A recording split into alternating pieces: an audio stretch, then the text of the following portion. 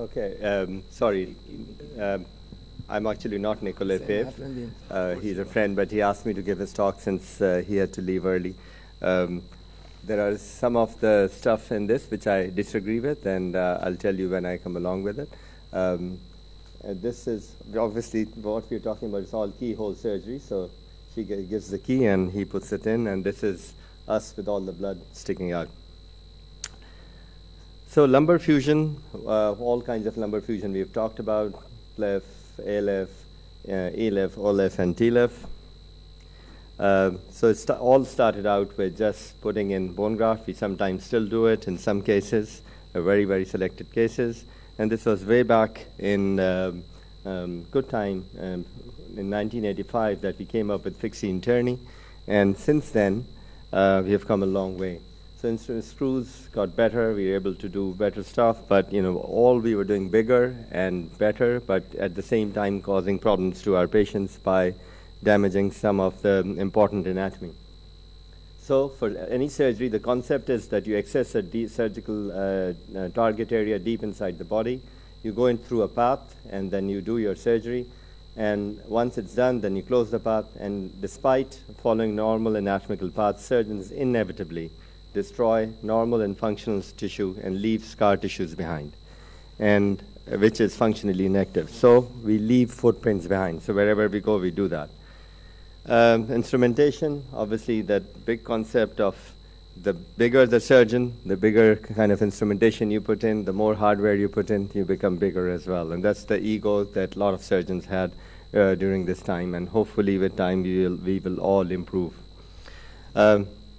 So basic principle of surgery is to leave the smallest footprint behind. So minimally invasive or minimally access surgery is a surgery in which you operate through a minimal opening using natural planes or keyhole surgery, and so that leaving significantly less fingerprints or footprints, whatever you may call it. Why, to make it complicated, why should we do an MIS? Because we know that MIS reduces infection rate, blood loss, pain is much less, you go home much early, reduces need for sometimes instrumentation and fusion, cost effectiveness has been proven, patients love it, allows patients previously considered not suitable for surgery, like very obese, very morbid, or highly functioning. Having said that, there are some patients who should not undergo a surgery or who are not a candidate. So even, MIS does not mean that you're able to make somebody a candidate who's not a candidate for surgery. So 4 procedures that result in less, it's a procedure that results in less collateral damage. We talked about decreased morbidity, faster recovery, reaching the same goal that the conventional surgery had with minimal morbidity. So MIS, you can have a direct decompression, indirect decompression, it's muscle sparing. You can do a interbody fusion, so instead of a posterior lateral fusion. Avoiding muscle injury, this all we have caused ourselves, and it's when you do muscle splitting, then obviously use corridors, and when you use corridors, obviously that the kind of scar may be less as long as you know what you're doing. So motion segment or functional spinal segment, we know this, that motion segment is the functional unit of the spine, and it's composed of the 2 vertebrae and associated soft tissue, and we know how much of weight goes through which part of the body. So PLIF was okay, and we were able to go circumferentially, do a bilateral approach, and prior surgery increased the risk of nerve root injury in these. Dural tear were much high, and some patients had persistent dysesthesia because of retraction. Then came in TLIF, and less nerve root thecal sac retraction compared to PLIF, and you could do this unilateral at times and put screws on the opposite side. The cons are obviously prior surgery again can increase risk of root injury if the surgery has been through a transfemoral approach. You need to remove some part of the facet, and if you do that, obviously you can cause problems again. So MI-TLIF, again, the goals are same, that you decompress, you fix, you fuse, you restore the physiological angles. The sagittal balance has to be there. It doesn't mean that you do minimally invasive that you can get away without restoring the sagittal balance. And for that, many a times you may have to come from front, and not TLIF alone may not be able to fix that problem for you. Is there a long learning curve? Yes, there is sometimes if you don't know the anatomy, if you don't know the basic principles, if you don't know what goes underneath what, then obviously you will cause problems. Radiation exposure is a big hazard. Recently, 3 spinal surgeons in UK have been diagnosed with thyroid cancer, and if you're not going to wear proper protection, you will cause problems to yourself because you don't know. There is a patient of mine who was done by a spinal fellow recently, and by the time I went in, there were already 800 shots that had been taken. 800, just to do 1 level MIS TLIF. And that tells us that many times we don't know what, we are not aware that radiation is such a big problem for us. That patient is always new, but you are going to remain same in the same theater, again, having the same radiation, so just be very careful. Pedicle screw precision has to be there, nerve root at risk. We should know how to protect that, and we need to improve our fusion rates, and long-term results are yet to come out. Learning curve, Paulo Pereira and his group showed that it takes about 30 to 40 cases for a single level MIS TLIF for somebody who already is doing open surgery, and half of the improvement is expected after 12 cases, so 50% learning milestone, and 90% of the improvement is expected after about 39 cases. Majority of the people have shown that you need between 20 to 40 cases before you are proficient enough to be able to do surgery safely. Radiation exposure, we have talked about it. This is actually from Nikolay Peev's operation theater, how much of radiation is going through each MI TLIF surgery. Obviously, you need to have proper equipment. Without proper equipment, without proper instrumentation, if you try to do this, you don't have compressors, distractors, you will cause the cage to fall out, and especially in the starting phase, if you're not aware what techniques you need to use, what kind of cage would you use, then all that is important for you. Macula retractors works very well in some hands. Wilsey's plane is usually the plane that majority of the people work at when we are working in minimally invasive surgery, and the plane can bring you to all the pathologies that they're there, and you need to see all those pathologies before you do anything for it. So you need to have proper planning. If you're not going to have planning, you are going to run into trouble. For planning, obviously, first you need to mark your lines, and you know which exact level that you want to do, what angle you're going to come in.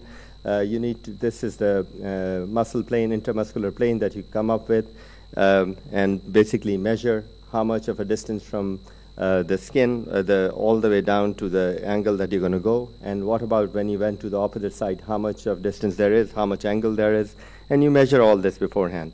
You measure what kind of screw you're going to put in, how thick, how long, and you can do all this planning beforehand. Obviously, positioning is important.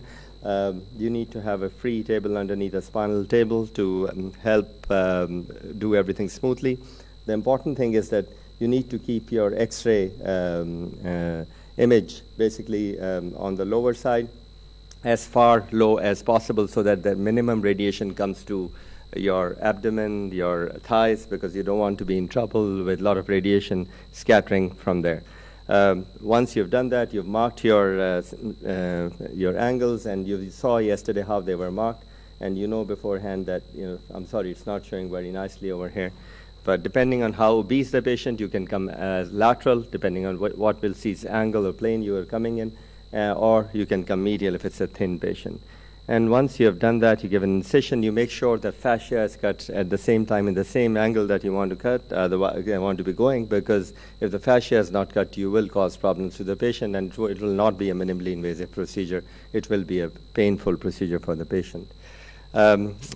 Just put in your finger all the way to transverse process above and below, and you keep doing that so you can feel that it's completely dissected.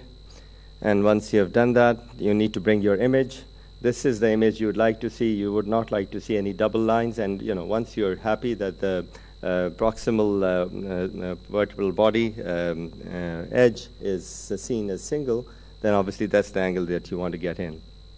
There are various types of Jamshidi needles that are available. This is the one that Nikolay uses, and there are various kinds, and depends on you want to have a diamond, you want to have a side cut. They all are pretty reasonable. If you want to be able to control the angle and you want to be moving from one side to the other inside in the pedicle, then obviously this works very well. All you need to do is rotate that, and depending on your rotation, for example, if it's lying there, it's automatically going to go medially, and if you turn it around, it's automatically going to go outward. So even wherever you are, you can change the angle once you're there. So basically, when you're going through, you know that the feeling that you're going to get is cracking biscuits, and that you need to have control over this when you're doing this.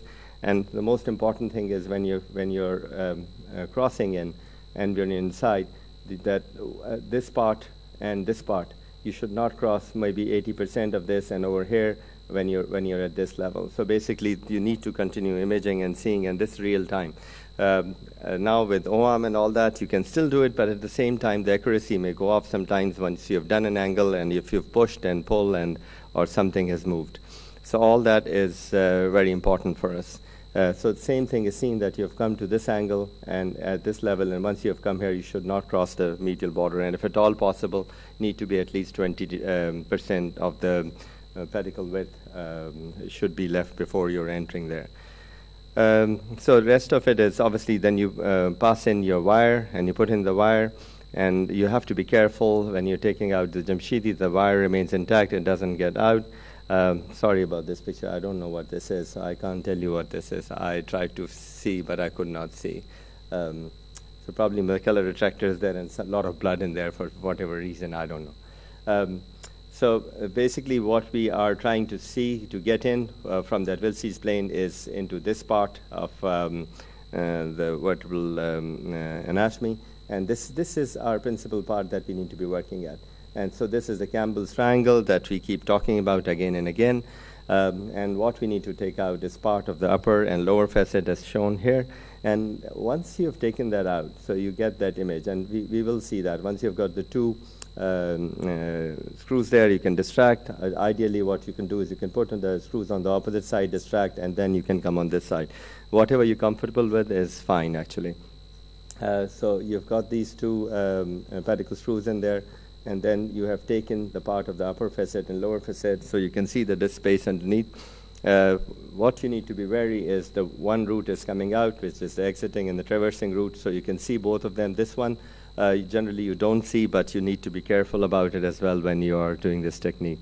The punches are, if you use trying to go across to the midline and decompress the opposite side, has to be carefully used, and you could use some kind of a spatula to keep the dura away from any mischief. Many people put in some kind of patties, etc. So basically your angulations that you have done, you've opened up all this, and you can then take out the disc without, so you need to have a big exposure in there. The whole thing has to be very clear. It needs to be taken out flush with the pedicle, so that when you're putting in a cage, it's not a problem and the nerve root does not come in your way. So this is probably the one important slide that you need to remember, is that you're traversing and exiting route, where they are coming from, and what kind of space you'd have in between. And this is generally very, very simple. And this is all seen once you have got the microscope or endoscope in, once you're decompressing all this. So once you have done this, obviously the cage goes in. This is the part of the bone that's sometimes stops the cage going in, and you can either drill or decompress. You can put various kind of shavers to remove all that from inside. We know despite whatever efforts we make, there is a lot of disc still in there. If you put in an endoscope, generally, so Nikolay actually gave me a video presentation in which there is, once he's done with all his work and taken out all the disc and he's done everything, he puts the scope and he sees inside there's a lot of disc still behind. What we thought we had done a great job was not a great job inside. In the interest of time, I'm not going to show that. So basically, there are various kind of shavers depending on what pathology and how much you need to clean up. Would you be putting in a TLIF cage from one side or the other? The patient is symptomatic on both sides. Sometimes you do it on both sides. Sometimes you can do indirect decompression by having a bigger cage, and the other side automatically gets fixed. So it depends what the pathology that we have, that we can do all these. and then